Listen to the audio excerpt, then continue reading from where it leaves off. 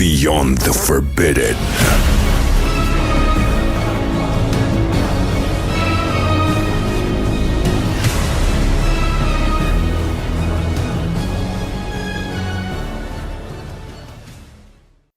I've heard about you before, but especially doing research for this show. I know you've been around the field for a while, but give a little background about yourself, your interest, and what led you to write the books that you have, because you have many books. Yes, I didn't really want to get involved with any form of UFO research, even afterlife research. The two seemed to complement one another and certainly had affected my life in varied ways. My interest within the UFO Department of Study began in 1989, in the winter of that period, when I had what is commonly referred to or known as an abduction. And I don't really want to go down that road with it. It was an experience that changed the way I viewed reality. Because we're born into this world and we're told that we live and that we die and this is it. But the experience was profound and had kind of like changed the way I saw things. I had physical marks afterwards, and there's another researcher that was able to put certain parts to the abduction as it played out together, which I had missed. So that was primarily how I got involved with the phenomena. I started to connect with groups. There were very few back then, and connecting with other people. And I was kind of like trying to find my own answers. I think when you are touched by this singularity in whatever form, it changes you. I think this is the important aspect that we're kind of like finding, that you go through some kind of transmutation. And then I got involved with writing several books to begin with, one of which, although my UFO interest began in 1989, and then of course developing and looking into the psychic area much later, but my first book to be published by a publisher here in England was a psychic one, and then it was followed on with my first UFO book, Believe, Bridging the Gap Between the Psychic and UFO Phenomena. I also got involved with Rendlesham under very strange synchronicities that involved there, and met up with the original investigator and author, Brenda Butler, who is the author of Sky Crash, A Cosmic Conspiracy, that was co-authored with Jenny Rendell's British ufologist and Dot Street. And you know what, Michael? This led me into the rabbit hole, straight down that rabbit hole. But I was very honored to have connected now with a lot of key figures within ufology. We're all important and brilliant minds, trying to still establish what it is that we are dealing with within its multiple forms of reality, as it were. So that is primarily how I got involved with this subject matter. It doesn't mean to say that we have any answers. We only have theoretical content at the moment, but it's better than nothing at all. And of course, that's what I've primarily been working on, the theoretical aspects of it. And that's where a lot of my work is now geared, in terms of trying to understand what this phenomena is. So what is the difference between, and I remember Philip Mantle, I believe Philip, I'm not sure, because I remember seeing that cover, the Sky Crash, throughout time. Oh, yes. With you and Brenda Butler. I think That's correct. Is he one of the publishers for that book also? Well, yes, the book was originally published by Capelbound Publishing Limited in 2013, and it didn't do very well in terms of sales, because most people only wanted to know of the 1980 event. Now, I've met Colonel Charles Holt, a brilliant man. We had dinner with him, and also getting involved with another area, you tend to feel, not with him but others, that you're encroaching upon their territory, their patch. But I spent 10 years studying the area of Suffolk, especially within Rendlesham Forest, and I can tell you that there are these areas of high strangeness, as I call them. The same with Utah, Skinwalker Ranch in Utah, and especially with another very good and dear friend and researcher, Paul Sinclair, here in England, who has done a lot of cryptid work and UFO work here, especially with regards to the dogman, or as he calls them, the werewolf which have been spotted around these areas. So I found that Rendlesham itself was an area of high strangeness. But what was wonderful, there was a Philip Mental, he is a mentor as well, a wonderful ufologist. He wanted to reprint that book because we had the rights back from the publishers after it had, run out in terms of its sales and copies. It didn't do very well in terms of review, because most people didn't like it because they thought that the 1980 event with the military, American military back then, the brilliant American military that were housed there at Bentwaters, that was the only event. And of course it wasn't.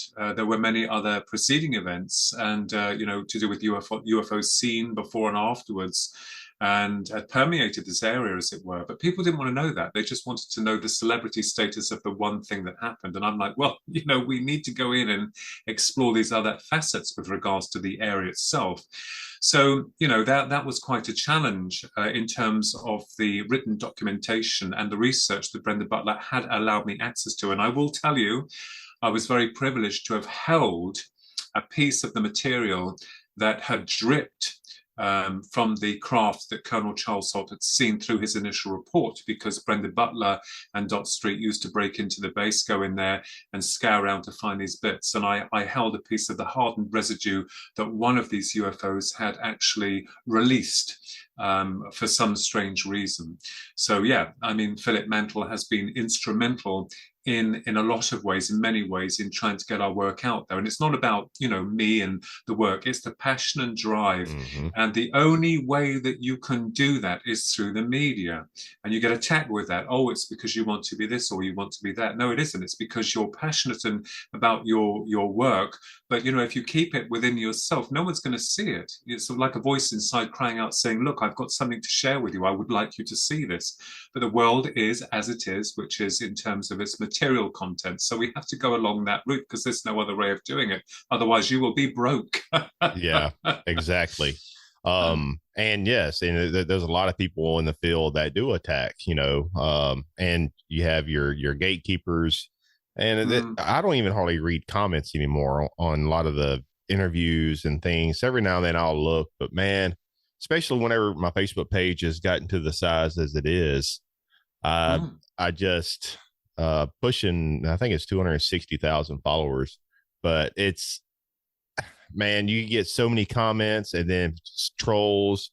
Oh, yes. And I'm not going to lie, I'm human. And whenever you see so many comments, you see a bunch of good but the thing is, a lot of people that have nice things to say usually for the most part, don't comment. It's usually ones that get mad and they get triggered. They get triggered about something. And those are the ones that usually comment. And I'm not gonna lie, I'm human. Sometimes it puts me down, or it used to. That's the reason why I don't even read or respond anymore, Well, I've been labeled with just about everything you can imagine. And until you meet the individual, you speak to them, and it's a very different story. And I think, and Phil, there's a diverse range within the, UFO Department of Study, which creates a lot of anger because people will tell you what it is and how it is and where they come from. Let me tell you, I had my experience back in 1989, and there was some, very embarrassed to say, although people will attack me for that, but I had no understanding. There had been some reptilians, and I'm not one of these people to profess anything. Of course, for me, it was, I was stunned to see these things when the exploratory examination began on board what I believe was a UFO. There's no way of telling you what it was or where I was when the primary part of the experience was initiated. I've had people telling me what they are, what their names are, and even their levels of high command, and I just lose the plot. I will tell you that what's interesting is that I discovered back in 1989, back to 1996, there seemed to be some kind of interdimensional connection, a process whereby this force is able to bring us into their reality, and by means which would, stun most people. So I think that when we're dealing with the subject of UFOs, now UAPs, unidentified aerial phenomena, which seems more at home, the same with extraterrestrials. I spoke with Barry Fitzgerald and Steve Miller, CEO of Zohar, and it's not extraterrestrial anymore, it's non-human entity. But the way I'm seeing this is that there is an integration, a complexity with regards to the phenomena itself that seems to morph and change. And this is interesting because some people within the Department of UFO Study will tell you, well, it's the physical nuts and bolts. Well, we're not disputing that. But we have to understand that our level of intelligence is very limited in terms of being human. We are dealing with something which is extraordinary and is outside of our normal processing of how we think and how we view the world.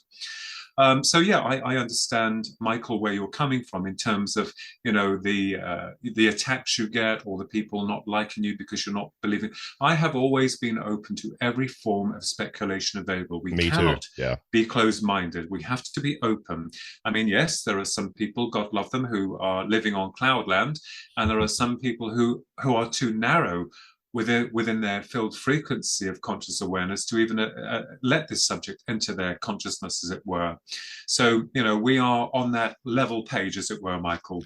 Well, my thing, Philip, is just because I'm so open-minded, I don't have a whole lot of belief systems. You know what I mean? Because I feel like you're putting a damper on the way how you can approach something and research something. But just because I mentioned something, just because I have a certain guess or I ask a certain question, bring something to the table, does that mean I 100% believe in it? I'm entertaining the idea. I'm open-minded to everything, you know, because you can't just say, I believe this, I believe that, I believe, you know, and sometimes I will say I believe, but realistically, it's just a figure of speech, because I'm just open-minded. There's no holds barred when it comes to topics and discussions on this podcast. But yes, but you mentioned Barry Fitzgerald and Steve Merrill, and and a good buddy of mine, those are his mentors, is Nathaniel Gillis. Oh yes, I've met him. He was at the conference. Yeah. Oh, you were at the conference? Yes, he was. He was there at the conference with us in Bolton. We've just done not long ago. He was there. He's an amazing guy. He comes on this podcast once a month. He does his little, like, a verbal presentation of what he brings to the table. But you mentioned them guys, and you know, something I've been kind of leaning, like, you know, I almost said believe, I don't know, but what I've been leaning towards more lately, I kind of been going back and forth since my research since 2006, you know, especially since I started podcasting since 2010, but that it is dark. There's a more occult connection to it, to the phenomena. We don't know what the phenomena is, but whatever it is, it's like a cosmic trickster element involved, you know. Yes. And somehow they are able to put these. Dr. Carla Turner called it the virtual reality syndrome. You know, like, how do we know what we're dealing with? Just because did Aleister Crowley, did he bring into the public consciousness what looks like the alien lamb? Did he bring that thing into our subconscious to where that's what we see now? And then you have sci-fi movie, TV shows, and all that bring certain alien figures. Like, what are we dealing with? Is it just a mask? Or are they masking behind these things that we subconsciously created in society and culture? You know? Yes, absolutely. And I will tell you that before I answer that question to a degree in the way that I see it, is that you'll find that when you have been touched by this phenomena, that you start to question your reality, you start to question the reality around you. We live by a system which is telling us how it is. And then you are in this quandary of wondering whether or not, well, I must be lying or the system that I serve is lying. Now, it's interesting that you mentioned the esoterical angle to this. And I think that when we're dealing with UFOs, UAPs, especially with a large proportion of the population, many of them will not be able to understand. Now, the system that we serve is in denial of this phenomena, even though it's being recorded daily, it's being filmed daily. And the system will continually deny and denounce and push under the carpet. Now, what's interesting is that you will find that you will be going from one department of study to another. And although we believe that there are decompartmentalizations within these areas of study: UFOs, aliens, whatever you want to call them, cryptids, dogmen, werewolves, Sasquatch, ghosts, poltergeist, spirit communication. What's interesting, I'm thinking to myself, well, where are they all hanging out? Is there a bar down your road that we can go and have a drink with them and a talk, together with them? It doesn't seem to happen. And what we've been doing is trying to put the pieces together. Now, going into antiquity, what's interesting is that we find that a lot of the information that has been pulled into the public arena with regards to creation is kind of like, it hangs in the balance of faith and belief, which the system that we serve loves, because it's there and it's there, but we can't really prove anything there. So when you go into the areas of antiquity, you start to discover that there is a lot more to the human, the genesis of the human. And I'm not saying that these UFOs here at present, wherever they come from, whatever they're doing, their agenda is in any way part of that creation process. What I'm saying is that the version that we have been sold is not the original version. And as we go forward within time into this area now, I met Georgina Bruni, who was the author of You Can't Tell the People, which was primarily about the Rendlesham UFO case, a brilliant book. And I know, Nick Pope. I've met him on numerous occasions. And she actually asked our then Prime Minister, who's passed over now, Baroness Thatcher, Margaret Thatcher, about UFOs. And I remembered when, her mentioning to the Prime Minister, the former Prime Minister, UFOs, Baroness Thatcher said, first you have to get your facts right. And when you do, that's when you'll find why we can't tell the people. Now, it's not just about UFOs, UAPs, like crafts coming from another planet. I'm not denouncing that. I think the system has a problem on its hands because there is far more involved that will truly shock the general public, because it's not just one singular event that we're seeing here. There are multiple aspects and connections to be made with UFOs. Now, my investigations, my study on a theoretical level, led me to believe that the Greys, for instance, let's take them as an example. What's interesting about them is, I wondered how it was they're able to penetrate our reality, get through to our reality. Most people saw them as physical beings. But when you start looking into the abduction phenomena, primarily classic cases, which I started to get interested in, and Kathleen Marden, that we also know, the niece of Betty and Barney Hill, who were abducted in New Hampshire in 1961. When you look into giving it just a brief example here about this with these so-called intelligent beings known as the Greys.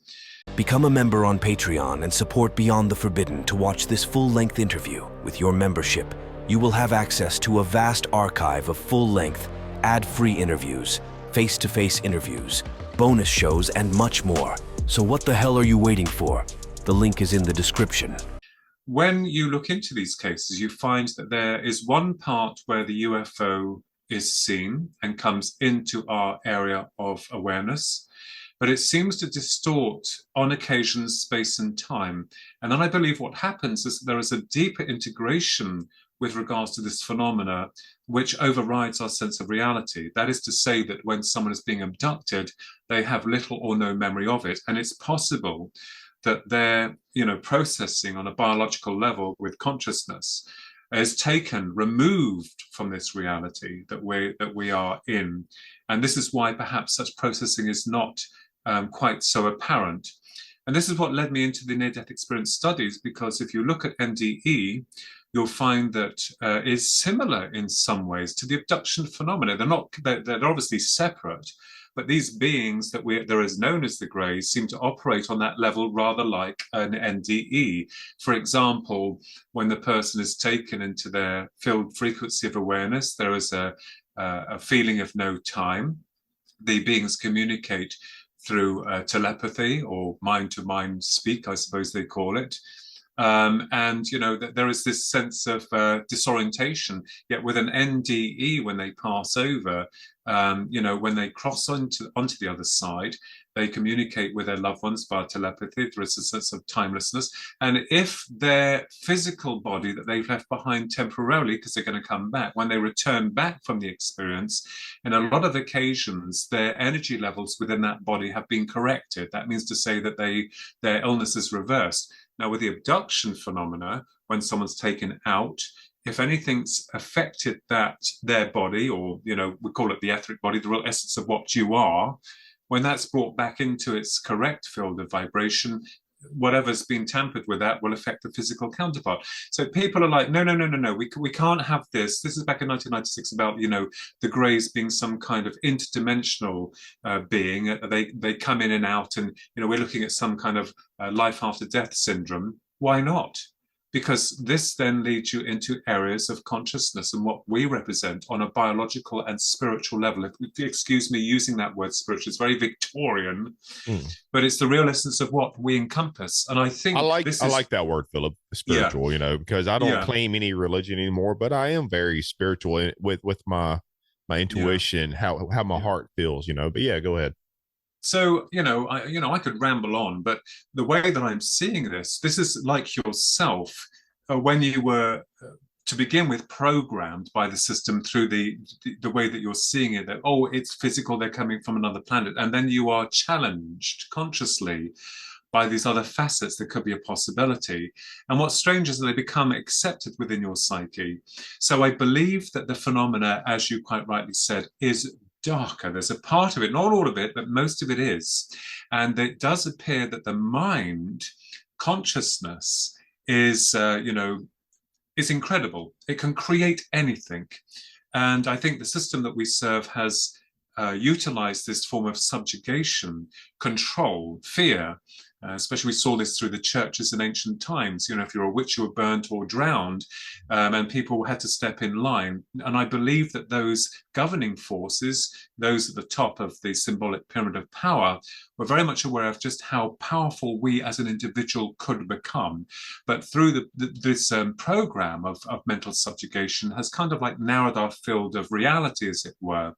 So Aleister Crowley is another interesting man. I have to acknowledge that, because people said he's the most evil man on the planet. I've always said I beg to differ. I don't think he went around killing people. I think the way that he was labelled with that title is because he was into the dark arts, something that was very much frowned upon by not just the Christian community or the other religious ideologies that existed then and now. Mm-hmm. But he clearly displayed, didn't he, this summoning of Lamb, and of course all this thing about it's all in the egg. And if you go back to ancient times, Thoth, the scribe, god of the moon, who was born with no mother, actually incarnated or came through some process of incarnation that bypassed the normal processing of reproduction. And this is another area that we have to look into, because this is like going down the rabbit hole now, because you'll begin to find that there are two elements in a big, huge chunk that's been left out that we are trying to penetrate in terms. So it's not just about UFOs, it's not just about aliens. It's about a lot more, and there is a darker aspect to that, unfortunately. And I believe that this facade that we've been led to believe is, how it is. This is why the system we serve at the moment now is adamant to silence, to dampen it, to say, oh no, it's all just all hearsay. Oh no, there's a lot more involved in it than that. So yes, I agree with you. There is a lot of symbology, a lot of initiation, dark sorcery, as they would call it, I suppose, where you could use the mind to summon anything, I think, in that respect. So are we creating the phenomena? I don't know. I'm not so sure. I think that those at the top of the symbolic pyramid of power are very much aware of how to bring this reality into their field frequency of awareness, and then utilize it. So, I mean, as I said, I don't want to go off on a tandem here because it gets too complicated. But I certainly believe that the phenomena has changed and morphed, and that, we are in some respects connected with it because it's interested in us. And just very quickly, I was interested in why the Greys were very keen to look at the process of reproduction. Interesting for a species that themselves apparently cannot reproduce. And that got me wondering about, them and what they could or may represent on another level of reality. And perhaps this might be ringing warning signs for us as a species that's going down AI and then eventually cloning, duplication, as it were. Yes, and that is something. What because Grays. Well, I've interviewed Daryl Sims, Oh, yes. many times or a couple of times. I'm going to have him back on the show Monday, and I've also interviewed him in person, face to face. I remember him saying, and that video it did really well, that face to face. I remember him saying the Greys are made, hatched, cloned, and manufactured for the purpose. And the Greys they've been said, through researchers, through experiencers, that they are very robotic like, android like, and something that I've kind of talked with Nathaniel and other Gillis and other researchers also is, if they are, let's say, some type, I'm not saying they're a robot like like you know what I mean, but they're programmed. Like, just because they're programmed doesn't mean they have metal gears inside their body, you know what I'm saying? But if they are programmed, let's just say, maybe that is the reason why, if the power structure, the ones on top, they're pushing for this transhumanist artificial intelligence nightmare, this future, this dystopian future. They want us to go down that road with us, where we merge with the machines, because if we merge with machines, we're going to start getting chips. In our brains, we're going to start getting all this, and maybe things can come through this into our subconscious. You know what I mean? But anyways, if we merge with the machines, maybe whatever the Greys or whatever interdimensional entity, whatever, what can somewhat hack, will be more hackable if we merge with the machines, not just from nefarious blood and flesh humans here on Earth, but from interdimensional entities or whatever these things are. We'll basically, that'll just be the final step, I think, in our total enslavement. Yes, and I will say to you here that I was puzzled to begin with about the Greys. Now, what's interesting is that if we take the hypothesis that we are dealing with a mechanism or an entity or an intelligence that has counseled itself outside of creation. For instance, as humans, we are still trying to work out how we were formed, how we came into being. We have consciousness, awareness of self. We're very smart, we're evolving. And there is another component to us, unlike any other upon this planet, with all the living organisms here. We are able to progress. We're able to question. Now, we are all different, and we have all our own mindsets. My understanding is that when we pass, the consciousness perhaps connects back to source. People call it God. I think we're all part of that source, that energy. What we're looking into, what certainly I am looking into and have been for many long years, is the process involved. What's it all about? Where did we come from? How were we created? Why do we go through this incarnation process? What does this all mean? And if we do incarnate, why would we come back down here? Why would we do what we're doing? Why, because most of the time when you begin to awaken, it kind of like feels like you don't belong here. And certainly we have to deal with, other memories that are stored within what I believe is the etheric body, that we don't have full access to, because we'll just go AWOL if we had instant access to all of those memories, including those on the other side. Now, if we were to clone ourselves, rather like the Greys, that spiritual component, I believe, would eventually, the spark of which would be nullified. Now, when you look at the Greys, they have no understanding of color, of taste, of smell, of aging. They seem, and certainly do appear, as android in nature. I'd agree that, and I agree with you there, Michael. Certainly not like the nuts and bolts syndrome. I did consider whether or not we are dealing with some kind of remote viewing mechanism that is able to remote influence as well. That has been brought into the fray. But it's interesting, isn't it, that these beings are very connected with reproduction. And then we you know, I didn't see any hybrids or anything. I spoke to Dr. Oh dear Lord, you know, I had his name there and I'd be killed for forgetting his name. A researcher in America who dealt with a lot of the abduction phenomena. And he's not very well at the moment. And I asked him some questions when I was over in the States about this process of, you know, them coming here, what they're as hybrids that are here, and he believes they're here already. Oh, you talking about Dr. David Jacobs? That's it. Sorry, yeah. You know, sometimes when your mind goes blank, it does happen to all of us at some point. We all go. Yes. We all have that light. I know who it is, but I just could not get his head in my. Especially whenever you're researching all this and your mind's like doing this, and like sometimes, man, I'll just glitch out, like you know, just like I was talking about. But go ahead, man. So if there is this program by these so-called greys who are interested in their subjects in terms of mind connection, of downloading all the information of what emotions are like, what feelings are like, aging, taste, color, they've been devoid of that. And I wondered, because I had an article published back in 1996 called Spirits in the Material World, on whether or not these greys had counseled themselves out of creation, found a species that can reproduce, and they hope that in some way this could be their salvation. This could be their step towards rebuilding or restructuring themselves through the incarnation, through a reincarnation program, incarnation process. To afford them their right passage back to the divine. I don't know. That was the first idea. I have many ideas that I've been working on in terms of that, and that would also kind of like bring into the fray that how they're able to come through walls and doors, how they're able to abduct someone, and also take into account the lack of memory that the individual has when they're abducted.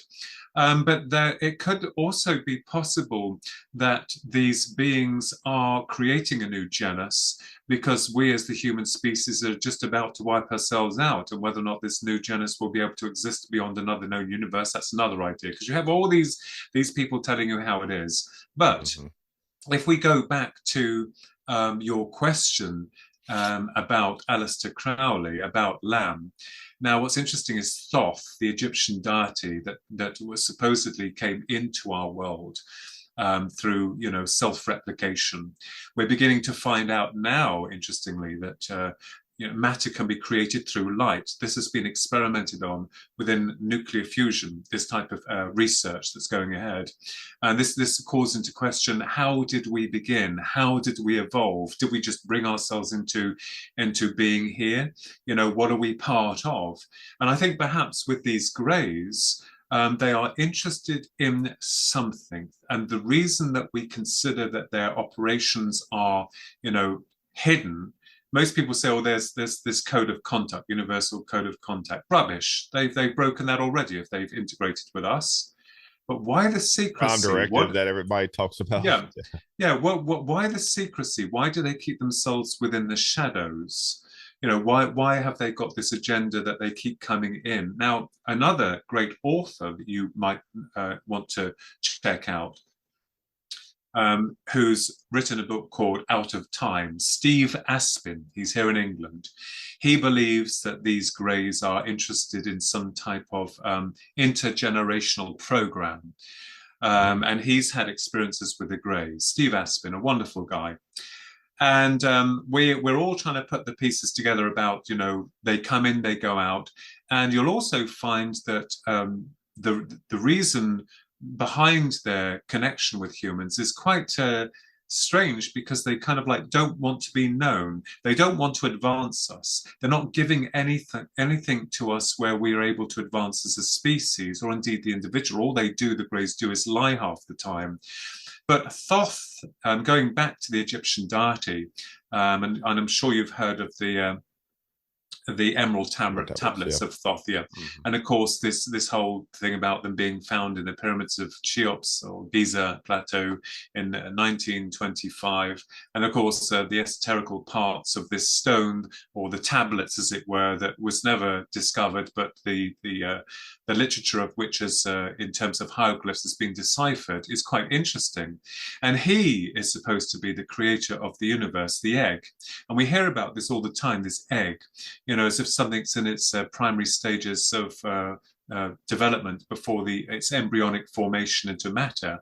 So you'll find, Michael, that when you start looking into this area, symbology, also the dark arts, the mind consciousness, it, I think, plays a major element in all of this. So I believe that when we go back to when Baroness Thatcher said to Georgina Bruni here in England, UFOs, first of all, you have to get your facts right. And when you do, that's when you'll find we can't tell the people, is because the system we serve will have a lot of explaining to do. And I think there'll be a lot of frightened folk out there who are and have been programmed to a basic level of living. And this is the problem, about the whole level of this inquiry. So it's not just one simple avenue that your good self, will go down. You will find that there are other multiple avenues that start to connect, and you might feel like you're losing the plot with some of it. But then eventually, like most things, when you have and you find there are certain key components or connections to be found with regards to one subject matter to the other, you're like, hang on just a minute. You're like your own private detective. You're like, hang on just a minute. What is this?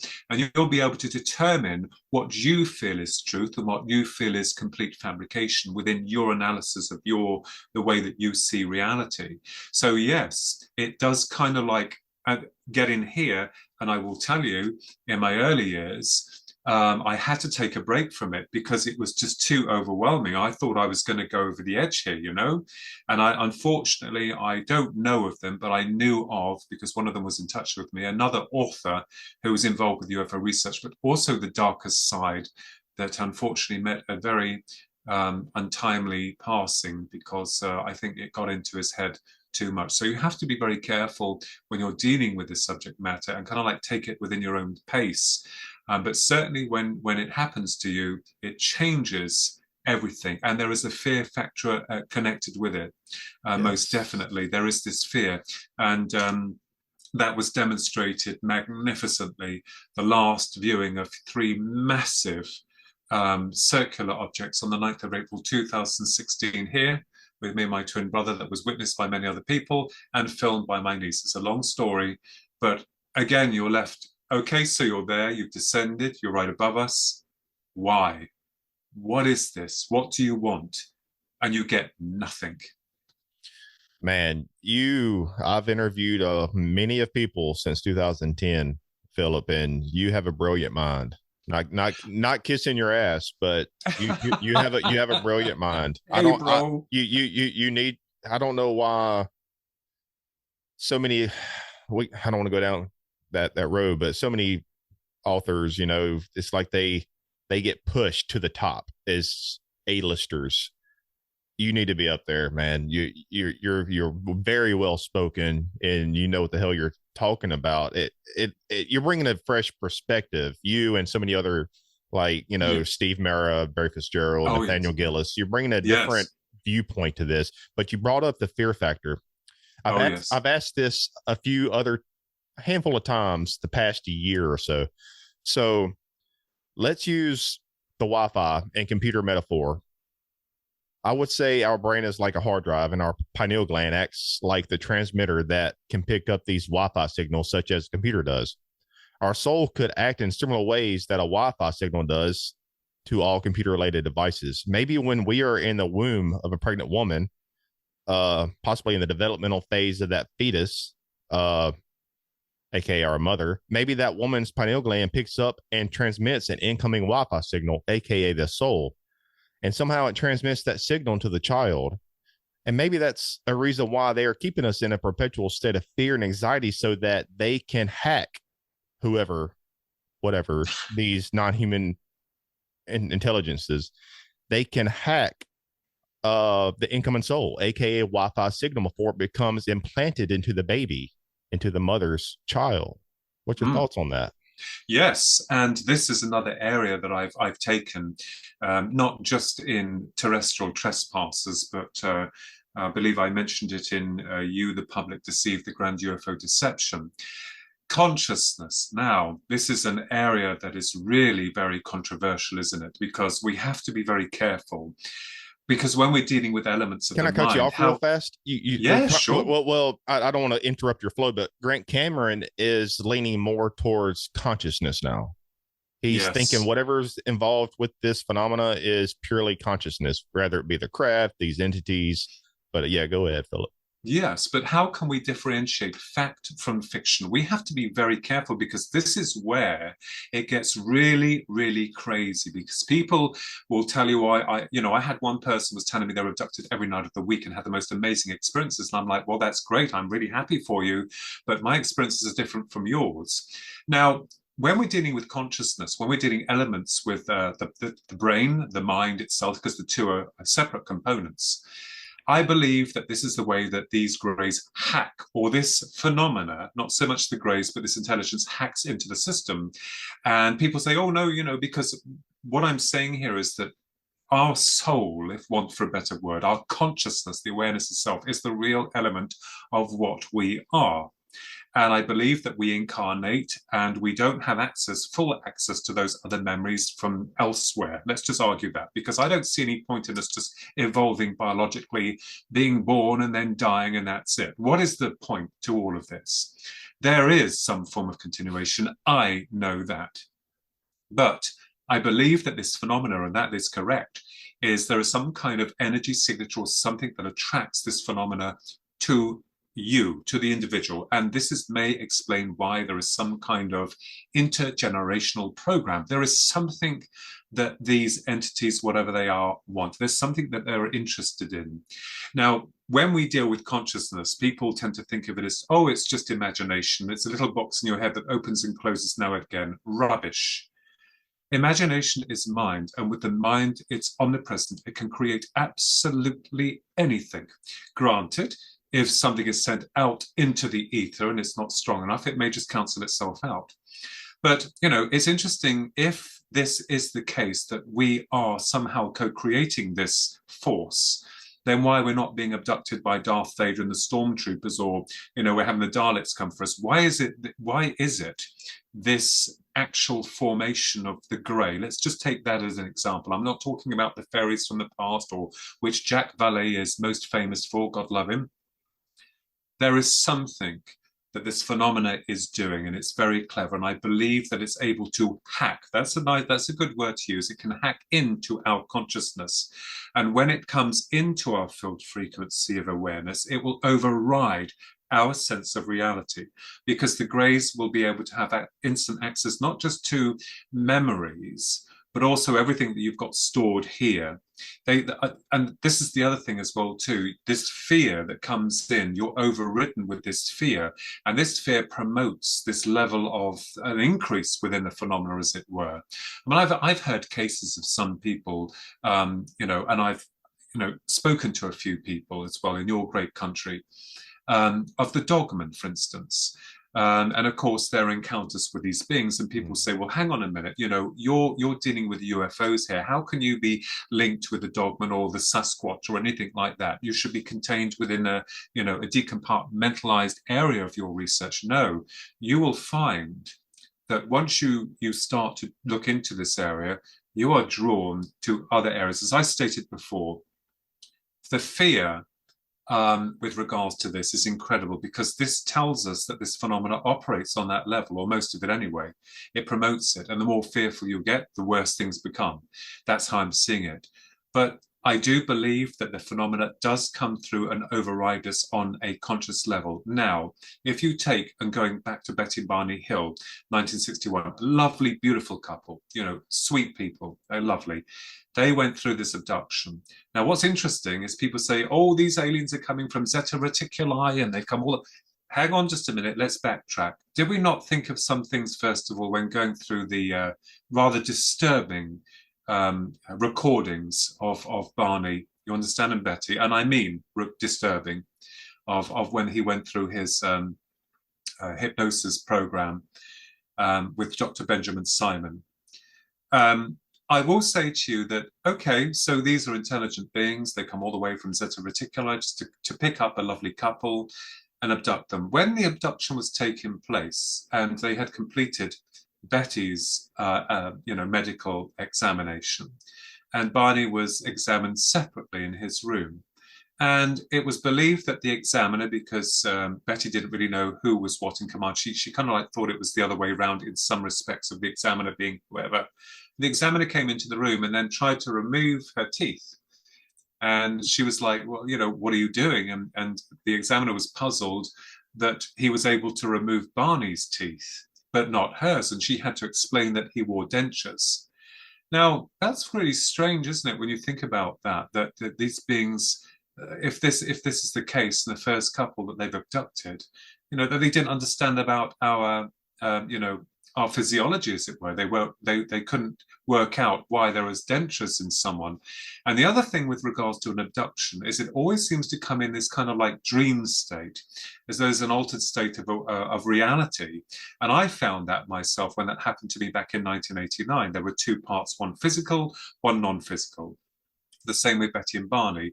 I'm very hard to hypnotize. I'm very hard to regress. So maybe, I'm not saying, maybe that's why I record the event, and I could be very stubborn in terms of facts and very grounded. That's the way I am. That's the way people know me. I'm open, but I'm no nonsense. But it's interesting when you look at other abduction phenomena, these levels of high strangeness that override the individual sense of reality. Mm-hmm. And they can come in at any point within any time. And this is the frightening thing about it.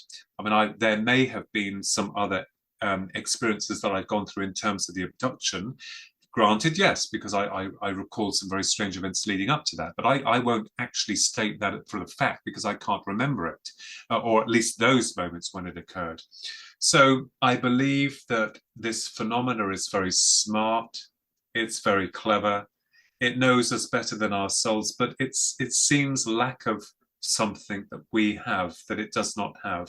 And this then leads us into even darker territory in terms of that of the animal situation and on occasions human situation. But we have to be careful because there are those within the fraternity who will tell you what it is and how it is, and I will be open with everything. But in terms of the phenomena, the force, I think it changes its face. I think it seems always one step ahead of where we are, but it doesn't seem to give us any form of progression as we evolve as a species. In fact, it's just sat back and watched us as we're going through all of these problems. So are they our saviors? No, I don't think so. No. Well said, Philip. And you go, your book, Terrestrial Trespassers, it's definitely a good, I haven't finished it yet, but I suggest everybody read that. The link will be in the description. And, but preparing for this show, and we talked about this. I think had Lawrence Gallion on the podcast, and I had this quote that we brought up, by Paul Chin, journalist for the Canadian newspaper, adds, let me see, quote, by understanding what it means to be human, according to ancient Gnostics, manipulative extraterrestrials became revealed.